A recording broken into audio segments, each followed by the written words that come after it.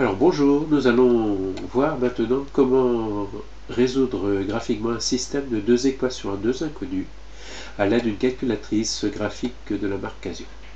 Alors vous avez ici à droite le système à deux inconnus à deux équations. Alors pour pouvoir saisir et utiliser correctement le mode graphique de la calculatrice, il va falloir d'abord transformer chacune de ces deux équations sous la forme de l'équation d'une droite, c'est-à-dire la forme réduite y égale ax plus b.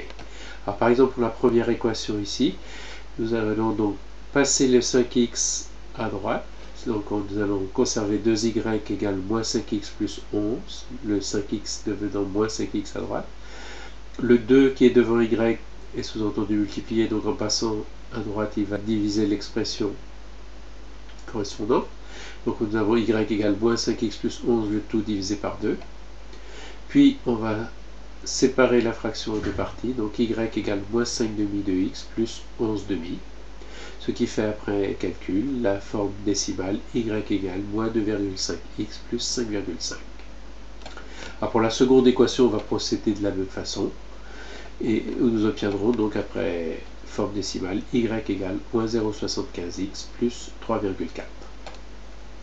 Alors pour pouvoir utiliser la calculatrice en mode graphique, nous allons donc appuyer sur la touche menu et choisir le mode graphe. Voilà. Et bien sûr valider par exe. Alors nous allons ici saisir en y1 l'expression de la première équation, à savoir donc moins 2,5, alors le x c'est cette touche là qui est en dessous la touche alpha, plus 5,5, et puis on valide par exe, et puis on procède de la même façon pour la seconde, donc moins 0,75x, toujours la touche, plus 3,4, et on valide par exe. Maintenant, on va régler la fenêtre d'affichage de graphique, à savoir à la succession des touches Shift et puis V Windows, et si vos menus sont en français, vous aurez fenêtre.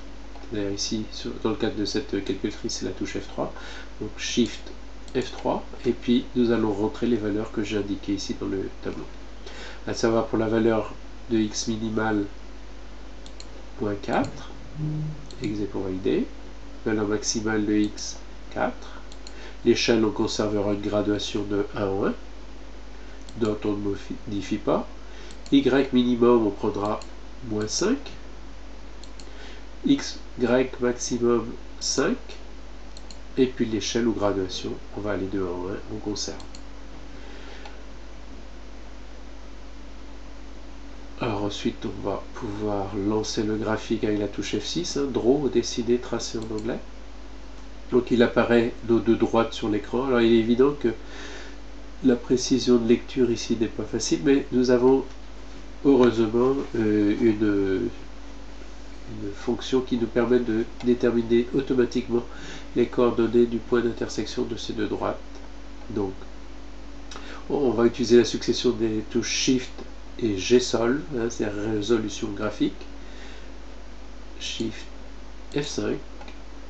Et puis il apparaît ici un menu avec ISCT qui est en fait l'abréviation de intersection, donc à nouveau F5, et vous voyez la calculatrice affiche directement, il y a un pointeur au niveau du point d'intersection, et en bas de l'écran sont indiquées les valeurs des coordonnées du point d'intersection, à savoir x égale 1,2 et y égale 2,5. Donc finalement, on retiendra que les coordonnées du point d'intersection, à savoir x égale 1,2 et y égale 2,5, forment le couple solution de ce système.